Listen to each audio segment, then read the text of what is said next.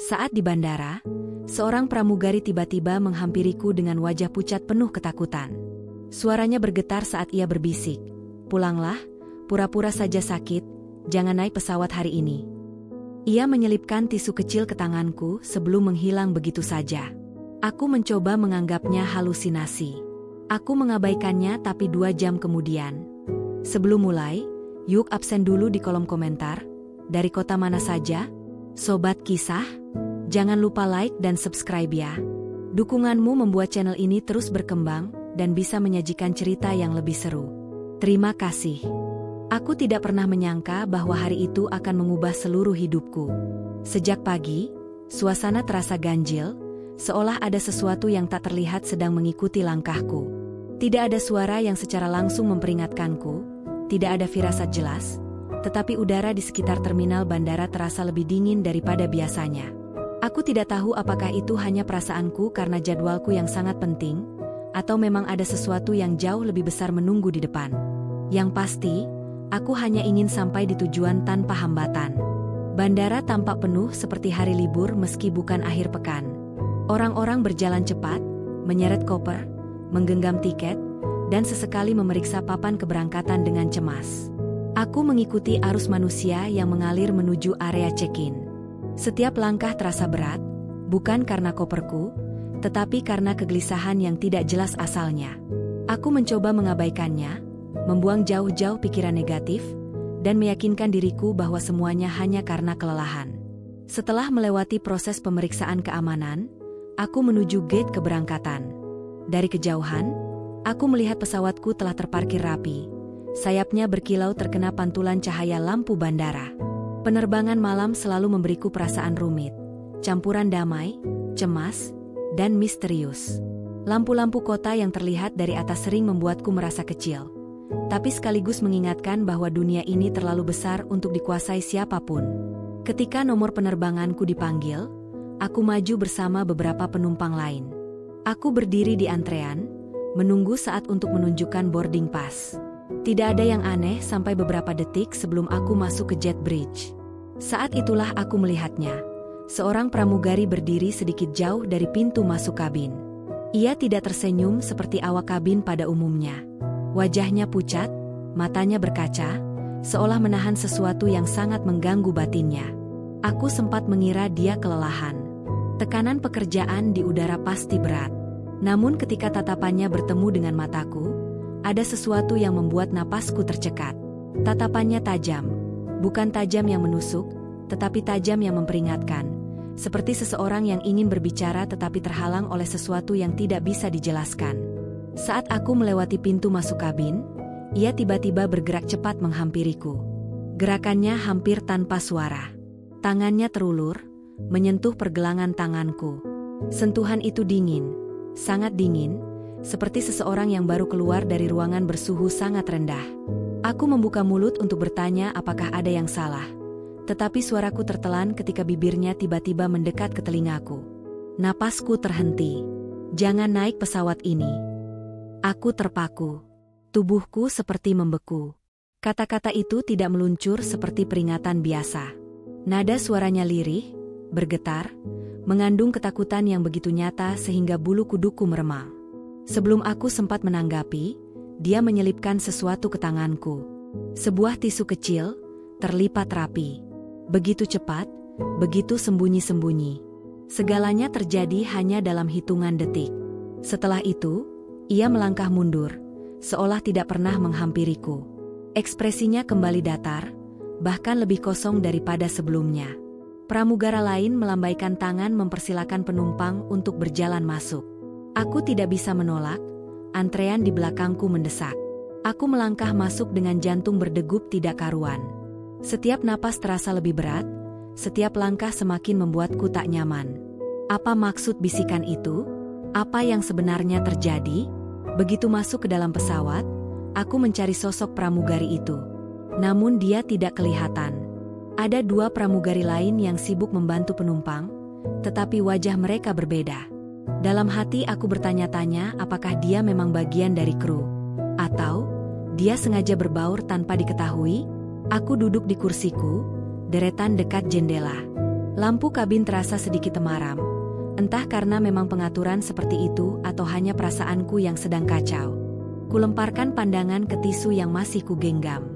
Aku ingin membukanya, tapi bagian dari diriku merasa takut. Takut menemukan sesuatu yang membuatku semakin percaya bahwa aku seharusnya turun tadi. Namun pesawat sudah hampir penuh. Beberapa menit lagi pasti akan bergerak menuju landasan. Jika memang ada bahaya, apa aku harus turun sekarang? Tapi bagaimana caranya? Apakah aku harus memberitahu pramugara? Mereka pasti akan menganggapku berhalusinasi. Aku menatap tisu itu lagi. Bentuknya biasa saja, tetapi pesan yang diselipkan membuatnya terasa seperti benda terpenting di dunia. Aku membuka lipatannya perlahan. Tanganku bergetar tanpa bisa kucegah. Di dalamnya terdapat tulisan kecil yang ditoreh menggunakan ballpoint tinta hitam. Tulisan itu cepat, terburu-buru, namun jelas. Jika terdengar 3 denting, pindah ke kursi dekat pintu darurat kanan. 3 denting? Denting apa? Siapa yang akan membuat denting itu? Kenapa harus pindah? Aku menelan ludah. Tidak ada jawaban. Seketika sebuah ketukan dari rak bagasi di atasku membuatku terlonjak. Bukan denting, hanya suara koper yang dipindahkan. Tetapi tubuhku refleks bereaksi. Aku mencoba tenang, menutup tisu itu rapat-rapat dan menyimpannya di saku celana. Mungkin ini lelucon. Mungkin pramugari itu sedang tidak stabil. Mungkin semua ini hanya kesalahpahaman. Aku mencoba menenangkan diri sambil melihat pemandangan luar jendela. Lampu-lampu landasan terlihat seperti titik-titik kuning yang berjajar rapi. Pesawat di sebelah baru saja bergerak, meninggalkan jejak cahaya memanjang. Hal itu biasanya menenangkan. Tetapi malam itu tidak memberikan ketentraman apapun.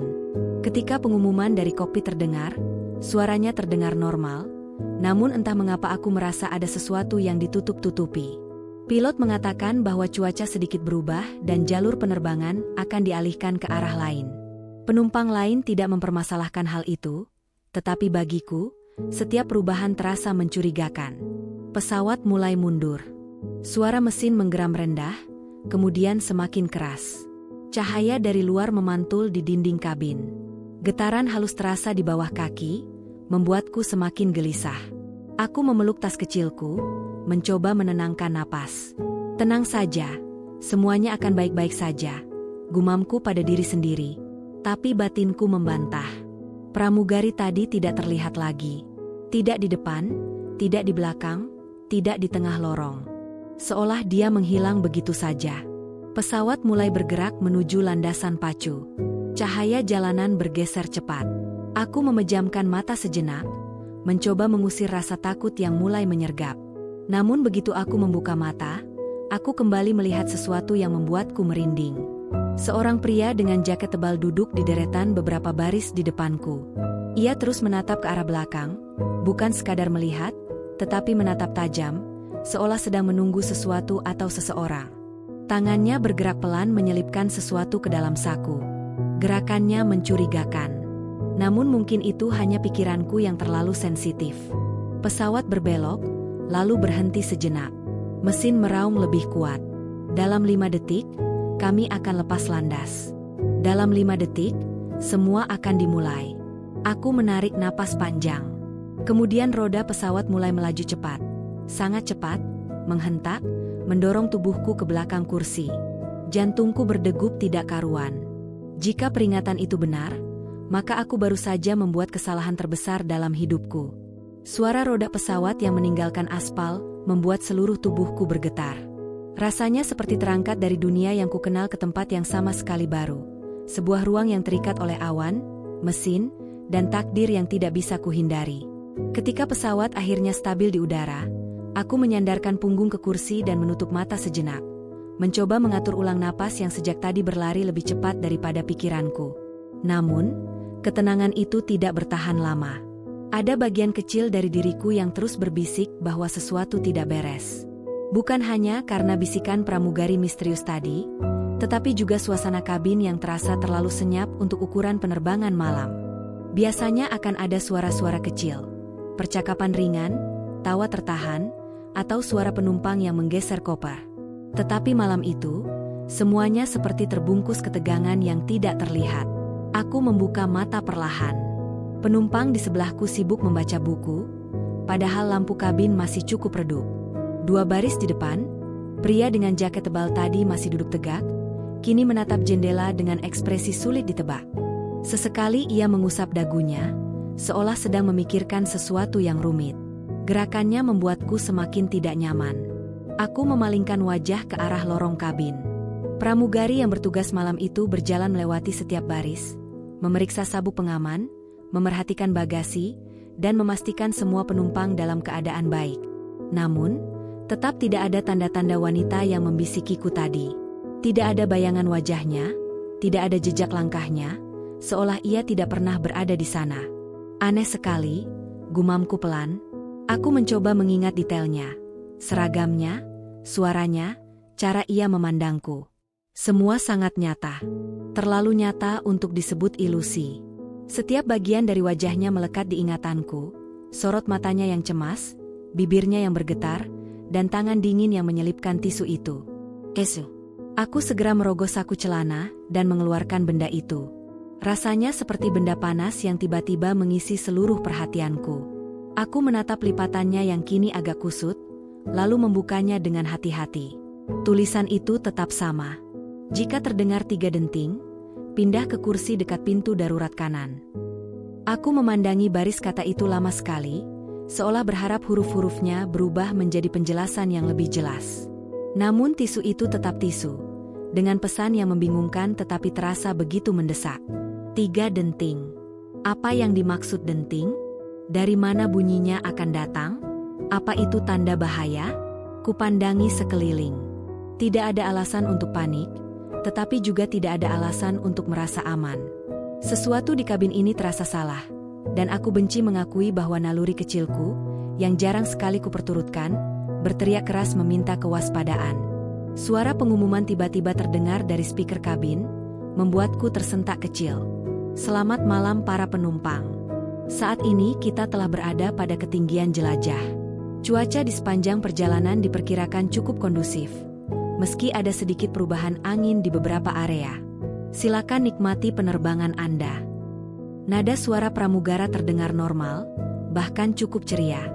Jika saja aku tidak mengalami kejadian tadi, mungkin aku akan percaya begitu saja dan menikmati perjalanan seperti penumpang lainnya. Tetapi hatiku tetap berdebar kencang. Lampu kabin berubah sedikit lebih terang. Penumpang mulai membuka meja kecil, ada yang mengambil ponsel, ada pula yang mengaktifkan layar hiburan. Suasana mulai terasa lebih hidup, tetapi ketenangan itu justru membuatku semakin tidak nyaman. Seolah badai besar sedang menunggu di balik keteduhan. Aku mencoba fokus pada jendela. Awan-awan putih bergulung seperti kapas raksasa. Sinar bulan memantul lembut di permukaannya. Pemandangan itu seharusnya indah, tetapi malam itu pemandangan itu justru membuatku merasa terisolasi. Seolah pesawat ini melaju di antara 2 dunia. Dunia manusia di bawah dan dunia yang tak bisa dijangkau di atas. Aku memejamkan mata, tetapi hanya beberapa detik sebelum aku mendengar sesuatu yang membuatku membuka mata cepat. Ting. Denting pertama. Suaranya sangat jelas. Aku menoleh ke kanan. Lampu tanda sabuk pengaman tidak menyala. Pramugari tidak memberikan pengumuman. Tidak ada alasan logis bagi denting itu muncul. Apa itu 1 denting yang dimaksud? Jantungku langsung berdegup lebih cepat. Tanganku meremas ujung kursi tanpa kusadari. Aku berusaha tetap tenang, tetapi pikiranku berlari ke segala arah. Mencoba menghubungkan suara itu dengan pesan di tisu. Aku menunggu, mencoba memastikan bahwa aku tidak hanya berhalusinasi. Tetapi tak lama kemudian, ting. Denting kedua. Lebih keras. Aku menoleh kiri dan kanan. Beberapa penumpang tampak mendengar suara itu juga, tetapi mereka tidak bereaksi. Mungkin mereka mengira itu bunyi notifikasi teknis dari panel kabin. Hanya aku yang memikirkan hal lain. Hanya aku yang tahu bahwa ini bukan suara biasa. Aku menelan ludah. Suara denting ketiga bisa muncul kapan saja. Dan itu berarti aku harus bergerak. Tapi kemana? Kursi dekat pintu darurat kanan. Kursinya masih jauh dari tempatku duduk. Jika aku berdiri sekarang, mungkin pramugara akan memintaku duduk kembali. Tenang, Mira, tenang, bisikku pada diri sendiri. Aku mengendalikan napas, mencoba mempersiapkan diri jika denting ketiga muncul. Aku tidak tahu apa yang akan terjadi, tetapi jika suara itu benar-benar muncul untuk ketiga kalinya, aku harus mempercayai pesan tisu tersebut. Aku mengarahkan pandangan ke arah pintu darurat kanan. Terdapat sekitar 4 penumpang di sana. Mereka terlihat biasa saja, mengobrol sambil tertawa kecil. Tidak ada yang tampak mencurigakan. Aku mungkin harus berpura-pura pergi ke toilet lalu berpindah kursi dengan alasan lain. Namun aku tidak yakin akan berhasil. Tiba-tiba pria berjaket tebal di depan berdiri. Gerakannya pelan tapi penuh tekanan. Ia menoleh ke kanan dan kiri sebelum melangkah ke arah belakang pesawat. Saat ia berjalan melewati kursiku, aku merasakan hawa dingin merayap, bukan dari AC. Tapi dari tatapan matanya yang entah kenapa terasa kosong. Matanya menyapu seluruh lorong, seolah memeriksa siapa yang memperhatikan. Aku buru-buru menunduk, pura-pura mencari sesuatu di tas. Ketika langkahnya menjauh, aku mengangkat kepala sedikit, melihatnya berhenti beberapa baris di belakang, berbicara dengan seorang penumpang lain yang duduk sendirian. Aku tidak bisa mendengar apa yang mereka bicarakan, tetapi sorot mata mereka terlihat serius. Gerak bibir keduanya terlalu rapat untuk percakapan santai. Lalu mereka berhenti berbicara ketika seorang pramugara lewat. Pria berjaket tebal itu langsung kembali duduk. Dadaku serasa ditimpa beban berat.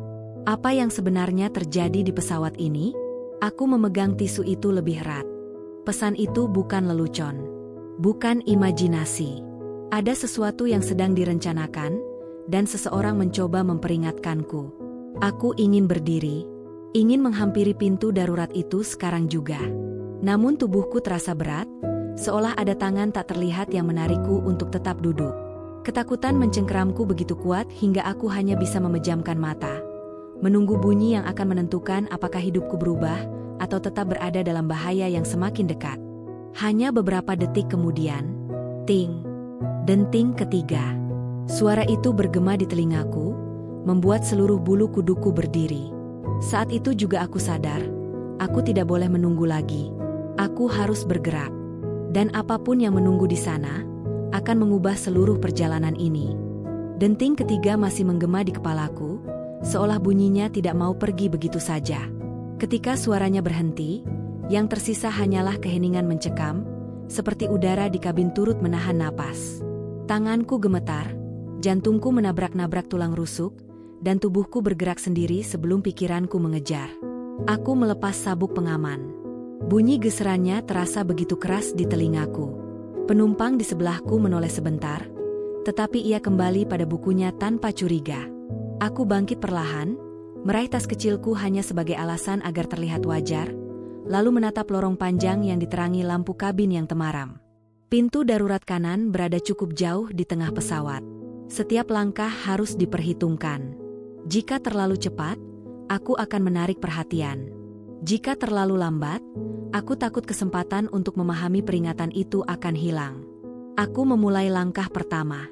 1, 2, 3. Langkah-langkah itu terasa seperti memasuki jalan yang tidak bisa kutinggalkan.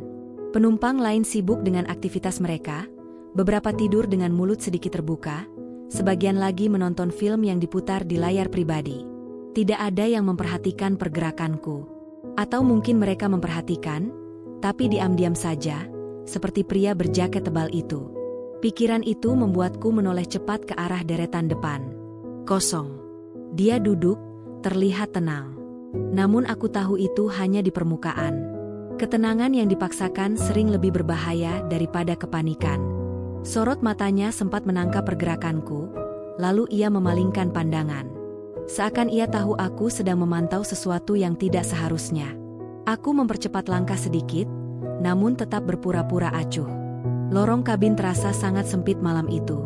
Setiap orang yang kulalui menatap sebentar, lalu kembali tenggelam dalam dunia mereka. Namun rasa diawasi itu tidak hilang. Ketika aku tiba di dekat pintu darurat kanan, tubuhku terasa panas dan dingin bersamaan. Pintu itu berdiri kokoh, dikelilingi tanda-tanda keselamatan yang sudah kuhafal hampir di setiap penerbangan yang pernah kutumpangi. Namun kali ini, tanda-tanda itu seolah membentang seperti isyarat lain, Inilah tempatmu seharusnya berada. Aku meraih kursi terdekat. Ada seorang perempuan paruh baya duduk di situ. Rambutnya pendek, hidungnya mancung, dan matanya setengah terpejam. Ia tampak baru saja tertidur. Aku tidak tahu apakah aku harus meminta tempat itu atau menunggu sesuatu. Tisu itu hanya menyuruhku pindah ke kursi dekat pintu darurat, tetapi tidak menyebut kursi yang mana. Aku sedang mempertimbangkan untuk berbicara pada perempuan itu ketika sesuatu membuatku diam membeku. Di sisi lain lorong, sekitar 2 deret di belakangku, aku melihatnya. Pramugari itu, wanita yang membisikiku sebelum lepas landas. Ia berdiri di ujung kabin, sebagian tubuhnya tertutup tirai yang membatasi area kru. Cahaya lampu dari belakang membuat siluetnya tampak samar, tetapi aku mengenali postur dan wajahnya yang tegang. Namun yang membuatku benar-benar terpaku adalah caranya menatapku. Seolah ia menungguku tepat di sini. Mata kami bertemu hanya sepersekian detik sebelum ia mengangguk pelan. Gerakan itu begitu kecil, mungkin tidak ada yang menyadarinya kecuali aku. Tetapi dalam anggukan itu terkandung pesan yang lebih jelas daripada 1000 kata. Aku mengerti. Aku berada di tempat yang benar. Ia melangkah keluar dari balik tirai, namun cara jalannya aneh, sedikit membungkuk, seperti berusaha menghindari tatapan awak kabin lain. Ia tidak tersenyum. Justru wajahnya semakin tegang seiring ia mendekat. Duduk, bisiknya begitu dekat, tanpa suara yang benar-benar keluar.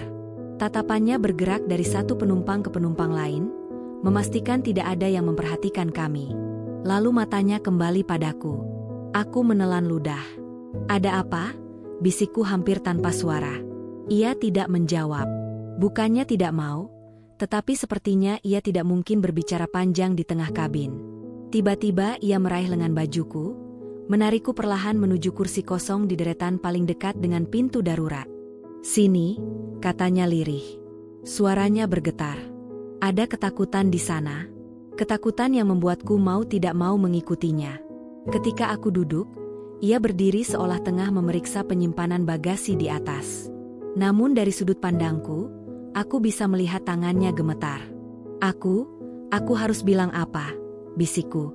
Ia menunduk, pura-pura merapikan pintu bagasi. "Tunggu, beberapa menit lagi," jawabnya hampir tanpa buka mulut. "Jangan bergerak, apapun yang terjadi." Dan sebelum aku menyadari apa yang ia maksud, seseorang memanggilnya dari ujung lorong. "Maam, bisa bantu sebentar?" Pramugara lain. Wajahnya terlihat curiga. Pramugari misterius itu menutup bagasi dengan cepat lalu berbalik. Ekspresinya berubah seketika menjadi datar dan profesional. "Ya, tentu," jawabnya sambil melangkah pergi. Aku mengikutinya dengan pandangan. Ia berjalan normal, tetapi bahunya sedikit kaku. Beberapa detik kemudian, tirai kabin bagian belakang tertutup, menyembunyikan dirinya dari pandangan. Untuk beberapa detik, aku hanya bisa duduk diam menatap pintu darurat di sampingku. Ketakutanku tidak berkurang, tetapi kini berganti dengan rasa penasaran yang jauh lebih besar. Apa yang sebenarnya terjadi di pesawat ini? Aku mencoba kembali melihat ke arah tempat duduk asalku. Dari jarak itu, kursiku masih terlihat jelas. Penumpang yang sebelumnya duduk di sebelahku sedang meratakan halaman bukunya. Tidak tampak keanehan di barisan itu. Sampai aku menyadari sesuatu. Pria berjaket tebal tadi tidak lagi duduk di tempatnya. Aku mengerutkan dahi. Tatapanku menyapu setiap baris. Mencari-cari. Tetapi ia benar-benar tidak terlihat. Ia menghilang seperti pramugari tadi. Arah pikiranku mulai berputar tajam. Kemana ia pergi? Kenapa ia berdiri sebelumnya? Apa hubungannya dengan denting-denting tadi? Aku mencoba mengingat percakapan singkat yang sempat kulihat antara dia dan penumpang lain di kabin belakang. Keduanya tampak tegang, seolah sedang membahas sesuatu penting yang tidak boleh diketahui siapapun. Sekarang, keduanya menghilang. Tiba-tiba lampu kabin berkedip sekali, lalu stabil kembali. Namun dalam 1 detik itu, seluruh tubuhku serasa lumpuh. Lampu berkedip bukan hal yang luar biasa di pesawat, tetapi waktu kemunculannya terasa tidak kebetulan. Aku mencoba mengamati sekeliling. Perempuan parubaya di kursi sampingku tampak resah kini. Ia membuka mata sedikit, menatapku, lalu menoleh ke lorong seperti mencari seseorang. Tangannya meremas ujung selimut kecil yang ia pegang. "Maaf," kataku pelan. "Ibu tidak apa-apa." Ia menatapku beberapa detik, lalu menggeleng. Tidak tahu, rasanya udara berubah. Aku mencoba tersenyum, namun rasa gelisahku semakin kuat. Kata-katanya terdengar seperti peringatan lain. Udara memang terasa berbeda. Sedikit lebih berat. Seperti ada sesuatu yang memengaruhi sirkulasi kabin. Aku menarik napas lebih dalam. Dan baru aku sadar, napasku terasa sedikit sesak. "Tidak, Mira. Jangan panik," gumamku dalam hati. "Mungkin cuma perasaanmu." Namun perasaan itu tidak hilang. Justru semakin mengikat. Ketika aku sedang mencoba mengatur napas, suara dari belakang membuatku terkejut kecil. Tirai kabin terbuka. Pramugari misterius itu muncul kembali. Tetapi kali ini wajahnya terlihat jauh lebih tegang. Ia berjalan cepat menuju pintu darurat, seolah ingin memastikan sesuatu. Saat ia tiba di dekatku, ia berhenti sejenak. Tatapannya menancap dalam-dalam ke mataku. "Bersiap," bisiknya samar. Satu kata itu saja cukup membuat seluruh tubuhku menegang. Kupandangi ia berjalan menuju kabin depan, lalu menghilang lagi di balik sekat. Detak jantungku tidak mau tenang. Aku memegang kursi dengan kuat, merasa bahwa apapun yang ia maksud dengan "bersiap" akan terjadi sangat cepat. Tidak sampai 1 menit kemudian, sesuatu benar-benar terjadi. Layar hiburan beberapa penumpang tiba-tiba mati bersamaan. Suara mesin pesawat berubah sedikit, lebih bergetar, seperti menahan tekanan berlebih. Lalu aku melihat 2 pramugara dari sisi depan berjalan menuju belakang dengan wajah tegang. Mereka saling bertukar kode lewat pandangan. Meski mereka tidak mengatakan apapun, aku bisa merasakan ada sesuatu yang sedang diatasi, sesuatu yang cukup serius. Seorang ibu muda memangku anaknya yang menangis. Tangis bayi biasanya membuat kabin terasa bising, tetapi malam itu, suara tangisannya justru menambah ketegangan. Lampu kabin berkedip lagi. 2 kali. Kali ini lebih lama dari sebelumnya. Aku mulai panik. Perempuan parubaya di sebelahku memegang tanganku tanpa diminta, seolah ia juga merasakan kengerian yang sama. "Apa? Apa yang sedang terjadi?" tanyanya dengan suara bergetar. Aku menelan ludah. "Saya tidak tahu, Bu." Sebelum aku bisa mengatakan lebih banyak, dari arah depan terdengar suara benda jatuh keras. Seperti logam menghantam lantai kabin. Diikuti suara teriakan samar dari area dapur pesawat. Semua penumpang langsung menoleh. Pramugara berlari menuju sumber suara, tetapi 1 detik kemudian, brak, suara hantaman kedua terdengar. Lebih keras. Lalu suara seseorang menjerit tertahan. Dunia seakan berhenti. Aku tahu, ini baru permulaan.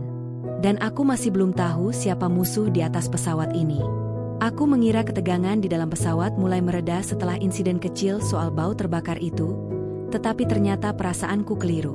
Ketika sebagian besar penumpang sudah kembali tenang dan pramugari mulai membagikan minuman, suasana di dalam kabin malah berubah menjadi sesuatu yang tidak bisa kulukiskan dengan 1 kata pun.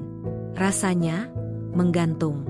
Seperti ada sesuatu yang tidak terlihat sedang mengawasi setiap gerakan kami. Aku memerhatikan jam digital kecil di layar kursi. Baiklah, bukan jam, tapi petunjuk waktu yang tertera di situ. Baru beberapa saat sejak kami lepas landas, namun perjalanan terasa jauh lebih lama. Tubuhku terasa ringan, sementara pikiran terus berputar pada tisu yang masih kusimpan di dalam saku jaket. Aku belum berani membuka tisu itu. Entah kenapa, aku masih takut. Ada dorongan kuat dalam diriku yang mengatakan bahwa membuka tisu itu berarti membuka sesuatu yang besar. Sesuatu yang bisa mengubah cara aku memandang penerbangan ini. Tapi rasa penasaran itu juga terus berdenyut. Tidak mau pergi.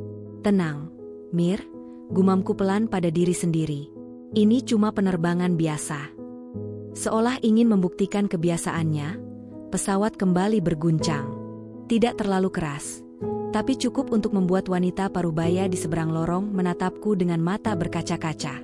Aku tersenyum kecil untuk menenangkannya, meski aku sendiri tidak benar-benar tenang. Beberapa baris di depan, aku memperhatikan seorang pria berkemeja abu-abu yang sejak awal tampak gelisah. Dia terus menoleh ke sana kemari, memegang lengan kursinya dengan sangat erat. Bahkan ketika pramugari muda mendekat untuk menawarkan air mineral, pria itu hanya menggeleng cepat dan kembali menunduk. Semua orang tampak aneh, bisikku. Tapi mungkin bukan mereka yang aneh. Mungkin aku yang terlalu peka. Ketika pramugari menyodorkan minuman padaku, aku sempat menahan nafas. Aku mengira itu pramugari yang sama dengan sebelumnya, yang memberikan bisikan itu. Namun yang muncul adalah pramugari lain, wajah cerah dengan senyum profesional yang begitu ramah. Air mineral atau jus jeruk, Kak? Tanyanya. Aku mengangguk kecil. Air saja, terima kasih. Senyumnya tidak berubah, dan ia melanjutkan tugasnya tanpa sedikit pun tanda mencurigakan. Aku baru saja membuka tutup botol ketika sesuatu terjadi. Dari arah belakang, tepat di lorong, terdengar suara dek, dek. Seperti langkah kaki seseorang yang berlari kecil. Tapi yang membuatku merinding adalah, tidak ada siapapun di lorong itu. Hanya karpet biru panjang yang kosong, membentang hingga ke ujung kabin. Tidak ada penumpang yang berdiri, tidak ada pramugari yang berjalan. Namun suaranya jelas. Sangat jelas. Aku langsung menegakkan tubuh. Telingaku menangkap lagi suara itu. Duk, duk, duk. Semakin cepat. Semakin dekat. Apa ada yang dengar itu? Bisikku pada lelaki tua di sebelahku. Tapi ia hanya menatapku heran, seolah aku sedang membicarakan hal yang tidak masuk akal. Apakah hanya aku yang mendengarnya? Tidak mungkin. Suaranya terlalu nyata. Aku berdiri sedikit dan menengok ke lorong. Kosong. Namun langkah itu berhenti tepat di samping kursiku. Aku terhenyak. Tenggorokanku terasa kering. Telapak tanganku tiba-tiba dingin. Mir, kamu cuma capek. Aku mencoba menenangkan diri. Terbang itu memang bikin sensitif. Tapi sebelum aku sempat duduk kembali, seorang penumpang di barisan belakang memanggil pramugari dengan nada panik. Permisi. Ada sesuatu yang jatuh dari bagasi saya. Sontak beberapa penumpang ikut menoleh. Pramugari yang bertugas segera menghampiri sumber suara. Kudengar ia meminta penumpang untuk tenang, tetapi pria itu tetap terlihat ketakutan. Ada yang jatuh sendiri, katanya terbata. Padahal saya yakin tas itu saya tata rapih. Seperti ada yang mendorongnya dari dalam. Pak, tolong tenang dulu, ujar pramugari. Kami akan cek. Aku menelan ludah. Dorongan? Dari dalam? Jantungku berdegup lebih cepat.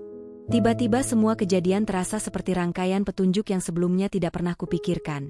Bisikan pramugari misterius, tisu yang belum kubuka, suara langkah kaki yang tidak terlihat, dan sekarang bagasi yang terbuka sendiri. Ada sesuatu yang tidak wajar di pesawat ini. Sesuatu yang jauh lebih besar dari sekedar turbulensi atau kecemasan seorang penumpang. Pramugari mulai mengecek baris demi baris bagasi kabin untuk memastikan semuanya aman. Aku memperhatikan dari kursiku sambil menggenggam erat botol air yang belum kusentuh. Ketegangan itu terasa merambat ke seluruh struktur pesawat. Entah karena suasananya atau karena pikiranku sendiri, aku merasa udara di sekitar semakin berat. Seseorang dari baris belakang berbisik bahwa dia melihat semacam bayangan bergerak cepat di sepanjang lorong, tetapi ketika ia menunjukkan arah, tidak ada apapun di sana. Aneh, padahal barusan jelas banget. Aku merinding. Suara langkah tadi kembali menggema di kepalaku. Duk, duk, duk. Tidak mungkin aku membayangkannya. Tidak mungkin. Pikiranku berusaha mencari logika, namun yang kudapat hanya rasa gentar semakin dalam. Aku akhirnya memberanikan diri untuk melihat tisu itu lagi. Kutarik perlahan dari dalam saku, lalu menatap lipatan kecil itu dengan campuran ketakutan dan rasa ingin tahu yang bercampur jadi satu. Tangan kiriku gemetar. Apa yang sebenarnya sedang terjadi di pesawat ini? Kutatap tisu itu. Kecil, rapuh, tak lebih dari benda sepele. Namun benda sepele itulah yang mengawali semua perasaan buruk ini. Aku menarik napas panjang. Ketika jari-jariku hendak membuka lipatan pertama, tiba-tiba suara keras dari ujung pesawat terdengar. Semacam dentuman. Penumpang menjerit. Sebagian berdiri spontan. Seorang anak menangis histeris. Pramugari berlari ke arah sumber suara sambil menenangkan orang-orang. Aku membeku. Dentuman itu seperti benturan keras dari sisi luar. Aku menoleh ke jendela di sebelahku. Tidak ada apapun kecuali langit biru yang luas.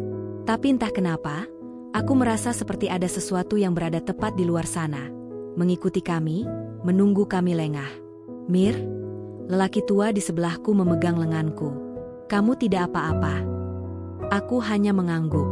Tidak sepenuhnya jujur. Dalam kepalaku, hanya satu pertanyaan yang terus muncul. Pertanyaan yang sama sejak awal perjalanan ini berubah menjadi mimpi buruk. Apa yang sebenarnya ingin diperingatkan oleh pramugari itu? Dan sebelum aku menemukan jawabannya, lampu kabin berkedip sekali, lalu padam. Seketika seluruh pesawat tenggelam dalam gelap. Jeritan memenuhi ruangan. Aku mematung sambil menggenggam tisu yang setengah terbuka. Saat itulah aku mendengar sebuah bisikan lagi. Sangat pelan. Sangat dekat. Tepat di belakang telingaku. Jangan duduk diam. Aku menoleh spontan. Dan tidak melihat siapapun. Namun bisikan itu tidak mungkin salah. Suara yang sama. Pramugari itu. Tapi bagaimana? Dia jelas tidak berdiri di dekatku barusan. Aku menelan udara kosong. Kegelapan. Ketakutan. Bisikan. Tisu di tanganku terasa seperti kunci dari semuanya. Aku harus membukanya. Sekarang. Dengan tangan gemetar, aku perlahan membuka lipatan terakhir tisu itu. Dan ketika tulisan pertama terlihat, lampu kabin menyala kembali. Seketika. Menyilaukan. Namun bukan itu yang membuat napasku tercekat. Seluruh penumpang menatapku. Bukan karena aku berdiri. Bukan karena aku memegang tisu. Tapi karena, entah bagaimana, ada noda merah gelap di tisu itu. Dan itu, bukan tinta. Aku membeku. Tubuhku tidak bisa bergerak. Aku ingin menjerit, tapi suaraku hilang entah kemana.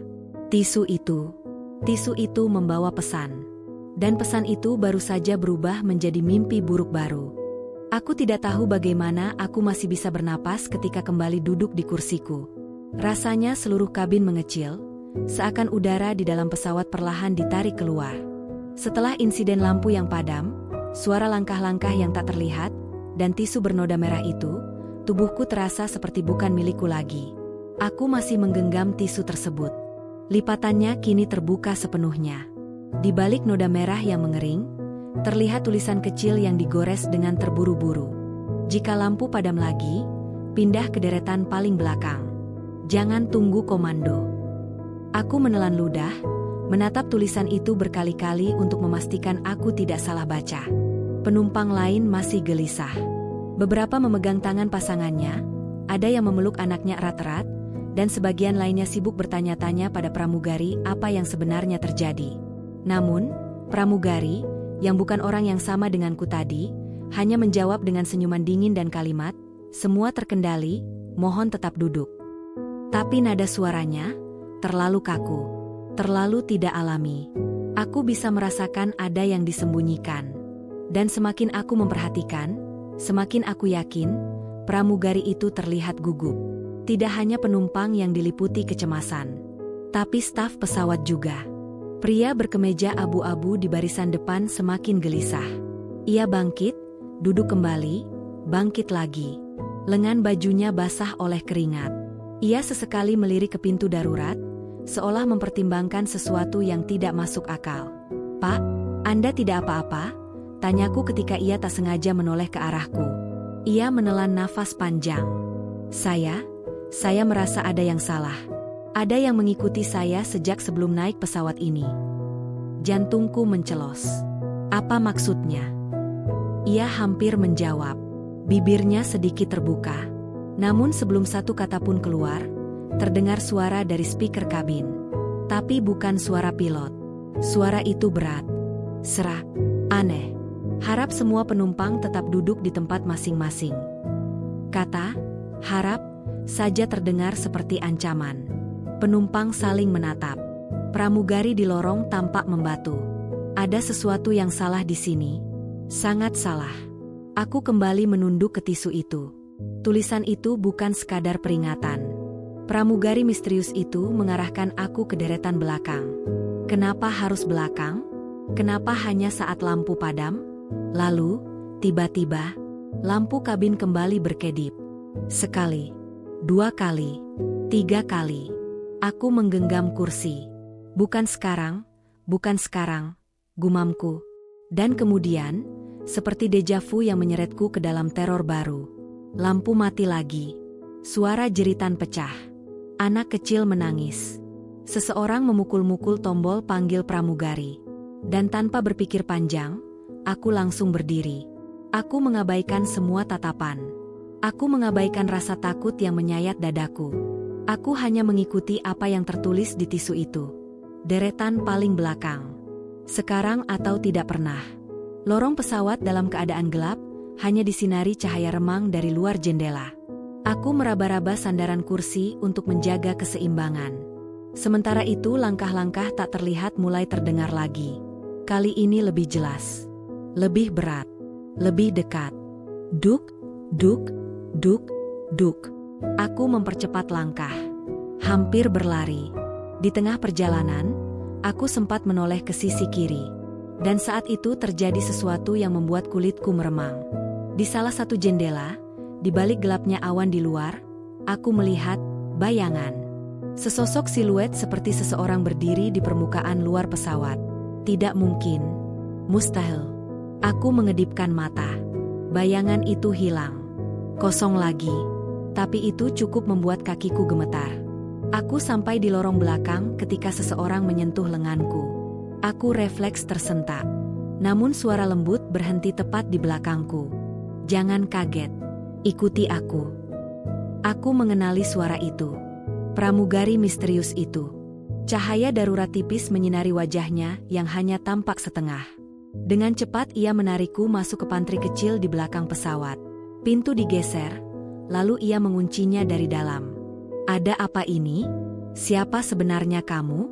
Kenapa kau? Ia menempelkan jari ke bibirku. Isyarat agar aku diam. Ada yang salah dengan penerbangan ini, bisiknya. Sangat salah. Aku tahu, jawabku hampir terisak. Tapi apa? Tolong, katakan sekarang. Ia menatapku, napasnya cepat. Kemudian ia mengeluarkan sebuah benda kecil dari saku seragamnya, semacam ID lusuh yang warnanya sudah pudar. Ia menyorotkannya ke cahaya. Meski samar, aku bisa membaca tulisan di atasnya. Bukan ID pramugari. Tetap jelas, Direktorat Investigasi Khusus. Aku terpaku. Lidahku keluh. Namaku bukan nama yang tertera di seragam ini, katanya. Aku menyamar. Apa? Apa maksudmu? Menyamar untuk apa? Ia menatapku dalam-dalam. Kita tidak sendirian di pesawat ini. Ada seseorang di antara penumpang yang berusaha membuat kecelakaan terlihat alami. Darahku serasa membeku. Kecelakaan, bisikku. Kita akan dijatuhkan. Ia tidak mengangguk, tidak menggeleng. Tapi diamnya adalah jawaban paling jujur yang bisa dia berikan. Kenapa aku? Kenapa kau bisikan itu padaku? Karena kau satu-satunya yang peka sejak awal. Kau memperhatikan hal-hal yang orang lain abaikan. Aku ingin menyangkal, tapi aku tahu itu benar. Tapi apa hubungannya dengan lampu padam? Tanyaku. Lampu padam bukan malfungsi. Itu sinyal. Sinyal? Ya. Seseorang sedang mengirimkan kode kepada rekannya di dalam pesawat. Aku tertegun. Seluruh bulu kuduku berdiri. Siapa rekan itu? Apa yang mereka rencanakan? Pramugari itu menarik napas panjang, seperti mengumpulkan keberanian. Kemudian ia berkata pelan. Penumpang berkemeja abu-abu yang duduk 2 baris di depanmu adalah target. Aku tercekat. Aku baru saja berbicara dengannya tadi. Ia terlihat ketakutan, bukan seperti orang yang ingin mencelakakan pesawat. Aku tidak mengerti. Dia bukan pelaku. Dia saksi. Satu-satunya saksi yang bisa membongkar organisasi yang akan merugikan negara. Mereka ingin dia hilang. Dan apa cara paling mudah menghilangkan seseorang? Membuatnya seolah menjadi korban kecelakaan. Aku mengusap wajahku dengan kedua tangan. Tubuhku bergetar hebat. Lalu apa rencananya? Apa yang akan mereka lakukan? Pramugari itu melihat ke arah pintu pantry, seolah takut seseorang mengintip. Mesin kiri. Mereka berencana. Tiba-tiba seluruh pesawat bergetar hebat. Bukan turbulensi biasa. Getaran itu disertai suara dentuman logam yang memantul dari sisi pesawat. Penumpang menjerit. Pramugari lain memanggil-manggil pilot dengan panik. Seorang bayi menangis keras. Aku meraih lengan pramugari penyamar itu. Itu apa? Wajahnya pias. Itu berarti kita kehabisan waktu. Getaran kedua menyusul, lebih keras daripada sebelumnya. Pesawat rasa seperti kehilangan keseimbangan beberapa detik. Aku berpegangan pada rak logam agar tidak jatuh. Jantungku seperti dihantam dari dalam. Kita harus menggagalkan mereka, kata pramugari itu dengan suara yang lebih tegas. Kalau tidak, pesawat ini tidak akan pernah sampai. Aku menelan ketakutan yang menyumbat tenggorokanku. Bagaimana caranya? Ia memandangku serius. Mata kami bertemu lama. Dan ia berkata, kita harus menemukan pelakunya. Sekarang. Aku tidak bisa merespons. Nadiku berdetak cepat. Kepalaku berputar. Namun satu hal jelas. Aku tidak lagi hanya penumpang biasa. Kini aku menjadi bagian dari sesuatu yang jauh lebih gelap dan jauh lebih berbahaya daripada yang pernah kubayangkan. Aku tidak sempat memikirkan apapun ketika pramugari penyamar itu membuka pintu pantry dan menarikku kembali ke lorong pesawat. Getaran pada badan pesawat belum berhenti. Suara dentuman kecil terdengar sesekali, seperti ada sesuatu yang menghantam bagian luar. Penumpang di kabin semakin kacau. Pria berkemeja abu-abu, yang katanya adalah target pembunuhan, terlihat sedang berdebat panik dengan seorang pramugari lain. Wajahnya memucat, tangannya gemetar hebat. Ia terlihat seperti orang yang sedang dihantui sesuatu yang hanya dia sendiri yang tahu. Kita harus mendekatinya, bisik pramugari penyamar itu. Dia satu-satunya yang tahu siapa yang mengejarnya. Aku ragu. Tapi, bagaimana kalau pelakunya ada di dekat kita? Bagaimana kalau ia memperhatikan semua gerakan kita? Ia menatapku. Memang, itulah kenapa kita tidak boleh kelihatan panik. Kita harus berjalan seperti penumpang biasa yang hanya ingin kembali duduk. Lebih mudah diucapkan daripada dilakukan. Kakiku masih gemetar, napasku tidak teratur, dan dadaku serasa dihantam berkali-kali tiap kali pesawat kembali goyah. Namun aku mengikuti langkahnya. Kami berjalan di lorong seolah tidak terjadi apa-apa. Padahal jantungku hampir melompat keluar. Ketika kami semakin dekat dengan pria berkemeja abu-abu itu, aku bisa melihat betapa takutnya dia. Wajahnya penuh keringat, matanya merah, bibirnya bergetar. Saat pramugari penyamar itu memanggil namanya, ia tersentak. Pak Arman, ucapnya pelan, kita harus bicara. Aku baru tahu namanya dari bibirnya. Jadi Arman. Dan nama itu terasa semakin berat mengingat beban rahasia yang ia bawa. Pramugari yang mendampinginya menatap kami dengan curiga. Wajahnya tidak seterang tadi. Senyumnya hilang. Gesturnya kaku. Seakan ia tahu ada sesuatu yang disembunyikan. Atau, ia bagian dari mereka? Arman berdiri mendekat, menatap wajah pramugari penyamar itu. Kau dari mereka, ya? Tanyanya dengan suara serak. Pramugari penyamar menggeleng pelan. Bukan. Aku di sini untuk memastikan kau selamat. Arman terdiam lama, seolah menimbang-nimbang apakah akan percaya atau tidak. Lalu, seperti orang yang sudah kehabisan pilihan, ia tiba-tiba meraih lenganku. Tolong lindungi saya, katanya nyaris tanpa suara. Mereka sudah mengirim ancaman sejak beberapa hari lalu. Mereka bilang saya takkan sampai ke darat. Aku menggenggam balik tangannya. Kami akan bantu. Tapi kau harus cerita semuanya. Pramugari penyamar itu mengangguk. Tidak ada waktu. Ceritakan bagian terpenting saja.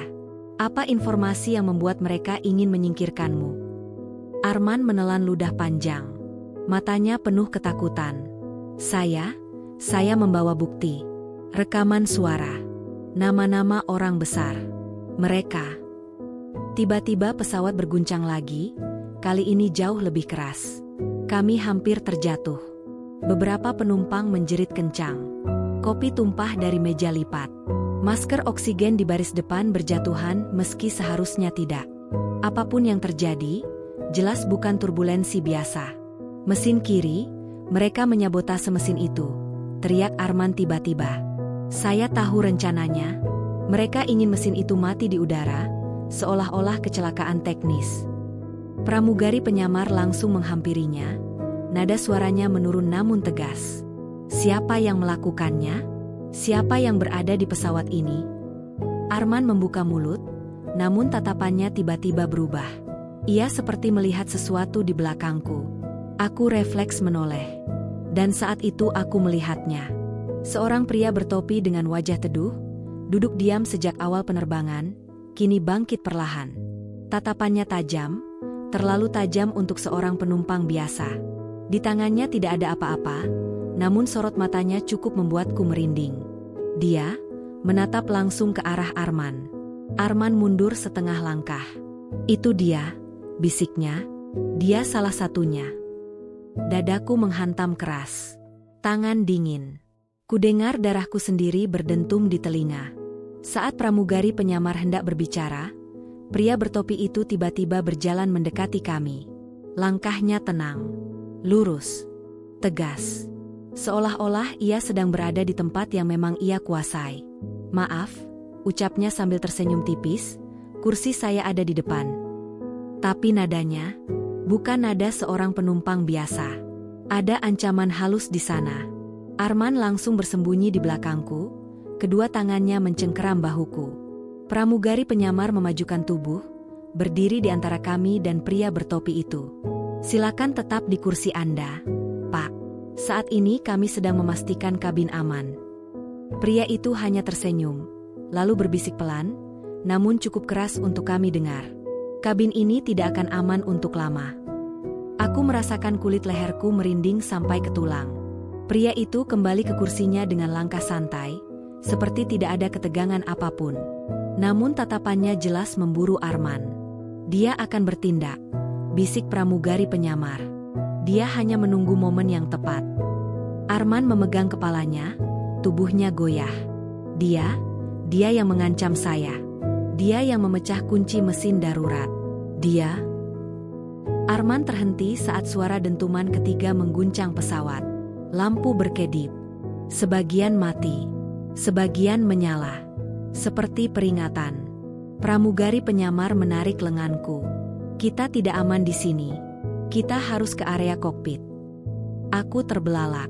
Ke kokpit? Kita tidak bisa masuk tanpa izin pilot. Kita harus. Jawabnya cepat. Kalau pilot tidak tahu bahwa mesin kiri sudah disabotase, kita akan jatuh. Kalimat itu mengempaskan napasku. Arman mengangguk lemah. Tolong, saya tidak mau mati. Aku menguatkan diri. Baik. Tapi bagaimana kita lewat lorong sementara pelakunya mengawasi? Pramugari penyamar menatapku dengan keyakinan yang tidak pernah kulihat sebelumnya. Karena kita tidak akan berjalan. Kita akan memancingnya menjauh. Sebelum aku sempat bertanya bagaimana, suara benturan kecil terdengar dari pintu belakang. Suara metal. Seperti seseorang yang sedang memutar tuas. Aku menoleh cepat. Pintu darurat belakang bergerak sedikit. Tidak banyak, tapi cukup untuk membuat napasku tercekat. Tidak, bisik Arman. Mereka tidak mungkin. Pramugari penyamar menarik kami berdua mendekat. Jika pintu itu terbuka sedikit saja, tekanan kabin bisa turun. Kalau itu terjadi sebelum pilot siap, kita beruak, pesawat miring ke kanan. Penumpang terjatuh dari kursi. Suara jeritan membelah kabin. Aku terhempas ke dinding lorong. Kepalaku hampir terbentur. Pramugari penyamar meraih tanganku. Mira, bangun. Kita harus bergerak. Dengan tubuh gemetar, aku bangkit. Arman terhuyung, wajahnya penuh ketakutan. Lorong pesawat kini kacau. Orang-orang berdiri, menangis, berdoa, memeluk satu sama lain. Pria bertopi itu berdiri lagi. Kini tatapannya tidak lagi tenang. Ia marah. Sangat marah. Pramugari penyamar berbisik cepat. Begitu aku beri sinyal, kita lari ke depan. Apapun yang terjadi, jangan berhenti. Apa sinyalnya? Tanyaku terburu-buru. Dia menatapku. Ketika aku menyentuh bahumu 2 kali. Belum sempat aku menjawab, pria bertopi itu melangkah maju. Wajahnya berubah gelap. Ia menatap kami bertiga, khususnya Arman. Cukup, katanya perlahan. Sudah waktunya kalian berhenti bergerak. Langkah itu, seperti suara kematian berjalan. Pramugari penyamar menggenggam tanganku. Sekarang, bisiknya. Lalu ia menepuk bahuku 2 kali. Aku lari. Pramugari penyamar lari. Arman berlari paling belakang, napasnya berat, tubuhnya goyah. Pria bertopi itu menerjang lorong, menabrak kursi, berlari mengejar kami dengan kecepatan yang tidak kusangka bisa dimiliki seseorang berpenampilan tenang seperti dia. Kabin berubah menjadi medan kejar-kejaran. Ke depan, teriak pramugari penyamar. Aku hampir jatuh ketika pesawat kembali miring.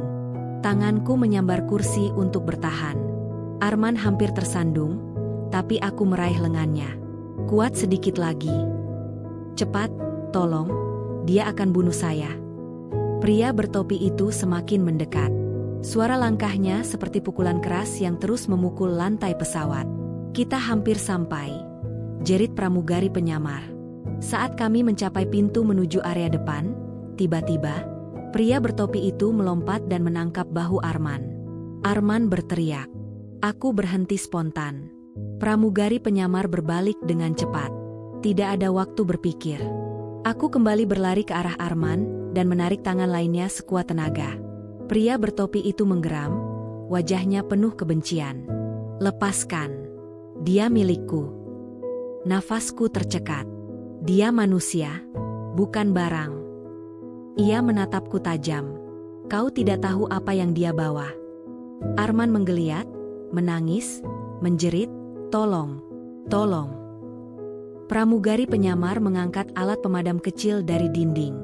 Dengan satu gerakan cepat, ia menghantam bahu pria bertopi itu. Prang! Pegangan pria itu terlepas. Ia terdorong ke kursi. Lari. Kami bertiga berlari sekencang-kencangnya ke arah kokpit. Di belakang, suara langkah pria itu kembali terdengar. Kali ini jauh lebih cepat, lebih marah, lebih berbahaya. Ketika kami mencapai pintu kokpit dan pramugari penyamar menekan tombol identifikasi, aku menoleh dan melihat pria bertopi itu hanya berjarak beberapa langkah.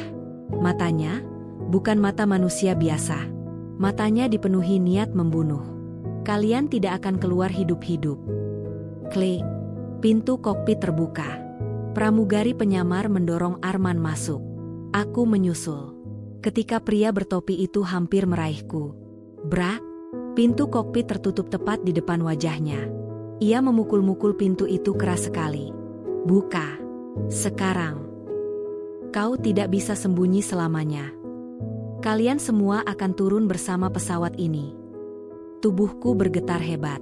Untuk pertama kalinya sejak naik pesawat ini, aku menangis. Tangisku pecah tanpa bisa kutahan. Pramugari penyamar memegang pundakku. Tenang, Mira. Kita sudah hampir tiba di inti masalah. Ini belum selesai. Arman terisak keras. Apa kita akan mati? Aku memandang pintu kokpit. Memandang panel-panel yang berkedip. Memandang 2 pilot yang terkejut melihat kami. Dan di saat itulah aku menyadari. Puncak dari semua ini baru saja dimulai. Aku merasakan suhu kabin turun drastis. Rasanya seperti seseorang membuka pintu ke dunia lain. Dingin, menggigit, dan membawa aroma logam yang membuat tengkukku merinding. Ketika pramugari lain berteriak karena terkejut oleh ledakan kecil di panel dekat dapur belakang, aku sadar, waktu kami hampir habis. Sementara penumpang masih sibuk menenangkan diri setelah keributan di kelas ekonomi, aku berlari mengikuti Clara menuju lorong kabin bagian depan. Detak jantungku cepat, seperti melompat-lompat tanpa ritme. Aku tidak tahu apa yang akan kutemukan. Tapi aku tahu jawabannya ada di belakang tirai kain hitam yang menutup area awak. Clara menjentikan kepalanya ke arah panel kecil dekat pintu depan. Matanya memperingatkanku agar tetap tenang. Kalau aku bilang lari, kamu lari, Mira, bisiknya. Apa yang akan kita temukan? Suaraku bergetar. Dia menatapku lama sekali, dan seolah memilih kata hati-hati. Hal yang kupikirkan sejak beberapa hari lalu, tapi tidak ada bukti sampai sekarang. Aku menelan ludah. Kamu curiga seseorang di pesawat ini terlibat? Clara mengangguk tanpa ragu, tatapannya mengarah pada salah satu pramugara senior bernama Gani, yang sedang berpura-pura memeriksa perlengkapan keselamatan. Tatapannya dingin. Tersenyum, tapi tidak dengan matanya. Keringat dingin muncul di telapak tanganku. Clara bergerak cepat, mendekati panel yang menunjukkan peringatan kerusakan kecil pada salah satu sistem kelistrikan. Aku tidak mengerti banyak soal teknis, tapi melihat lampu merah berkedip tanpa henti membuatku tahu bahwa ini bukan hal sederhana. Aku yakin seseorang memutus salah satu rangkaian utama, katanya lirih. Dan kalau benar orang itu masih melanjutkan rencana yang sama seperti informasi yang kuterima, kita belum aman. Aku terdiam. Kata-kata rangkaian utama dan belum aman berputar-putar di kepalaku seperti pusaran air. Lalu suara itu kembali. Ledakan kecil, pop, seperti kabel panas yang meledak. Panel listrik berkedip hebat. Lampu kabin meredup sesaat. Penumpang mulai gelisah, beberapa menjerit pendek. Turbulensi ringan kembali mengguncang pesawat, tapi kali ini berbeda, lebih berat, seperti ada sesuatu yang menarik kami ke bawah. Aku menatap Clara. Kita harus lakukan sesuatu. Sekarang. Dia mencondongkan tubuh mendekat. Kita akan ke ruang kru bagian depan. Di situ ada akses ke panel manual cadangan. Tapi aku tidak tahu apakah sabota. Clara terhenti tiba-tiba. Langkah seseorang mendekat. Berat, yakin, tidak tergesa. Aku merasakan udara sekitar berubah. Bahkan deru mesin seperti meredup. Gani muncul dari balik lorong. Clara, kamu tidak seharusnya berada di area itu, katanya datar. Senyum tipis menghiasi bibirnya, tapi tampak seperti garis pisau. Clara menyembunyikan kegelisahannya begitu cepat, seolah telah berlatih bertahun-tahun. Hanya memastikan semua aman. Kita baru saja alami kerusakan panel. Kamu tidak dengar tadi? Gani menatapnya tanpa berkedip. Aku dengar. Tapi aku datang untuk memastikan. Dia melirik ke arahku. Tidak ada yang mencampuri urusan teknis. Aku merasa tubuhku mengecil. Napasku terhenti sejenak. Clara melangkah sedikit ke depan, melindungiku tanpa kelihatan mencolok. Ini tanggung jawabku juga. Kalau ada penumpang yang terancam, aku harus tahu. Apa kamu yakin begitu? Gani bertanya dengan nada tidak biasa. Mata mereka bertabrakan. Ada sesuatu dalam tatapan itu, ketegangan, perhitungan, ancaman. Lalu Gani menjulurkan tangannya, memberi isyarat agar Clara menjauh dari panel. Tapi Clara tak bergerak. Aku bisa merasakan sesuatu yang buruk akan terjadi kalau aku tidak melakukan sesuatu. Tapi apa? Aku hanya penumpang biasa, tubuhku gemetar, sementara dua orang dengan masa lalu dan rahasia yang tidak kumengerti sedang saling mengukur langkah. Clara akhirnya berkata dengan suara halus namun tegas. Kamu tidak berhak menyentuh panel ini tanpa izin kapten. Gani tersenyum miring. Kamu yakin kapten masih bisa dihubungi? Seketika itu juga dada Clara naik turun cepat. Aku memandangnya. Apa maksudnya? Clara menatapku kilat, memberikan pesan jelas bahwa aku harus diam. Tapi Gani menangkapnya. Oh, jadi penumpang ini sudah tahu sesuatu, katanya, menatapku seperti menilai benda rapuh. Aku memundurkan satu langkah. Clara bergerak secepat bayangan, mendorongku sedikit ke belakang tanpa menjadikannya mencolok. Dia tidak tahu apapun. Benarkah? Hening. Lalu suara pesawat kembali bergetar kuat. Turbulensi menampar kabin, membuat gelas-gelas jatuh. Penumpang berteriak. Gani tersenyum lebih lebar. Dan Clara akhirnya mengambil keputusan. Lari, Mira, katanya pelan tapi tegas. Sekarang. Aku tidak berpikir lagi. Aku membalik badan dan berlari menuju tengah kabin melewati penumpang yang menahan ketakutan. Di belakangku aku mendengar suara benturan keras. Seperti tubuh seseorang menabrak dinding kabin.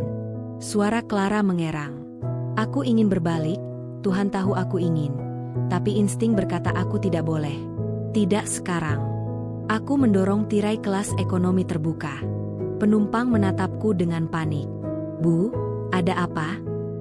Aku tidak bisa menjawab. Napasku terengah. Tubuhku gemetar. Aku hanya tahu satu hal. Clara sedang berjuang sendirian. Aku harus melakukan sesuatu. Aku mendekati salah satu pria muda yang sejak awal tampak memperhatikan situasi dengan tenang.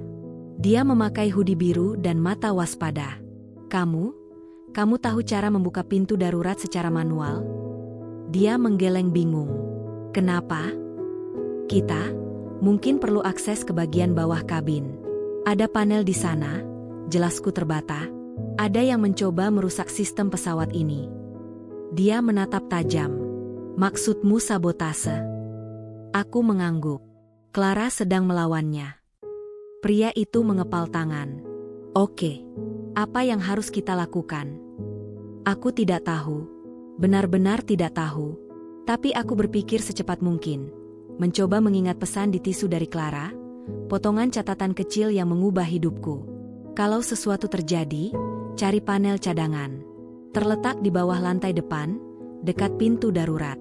Jangan biarkan siapapun menyentuhnya. Aku menarik napas panjang. Kita harus ke pintu darurat depan. Ada panel manual. Kita harus mengamankan itu. Kami merangkak melalui kabin yang kacau.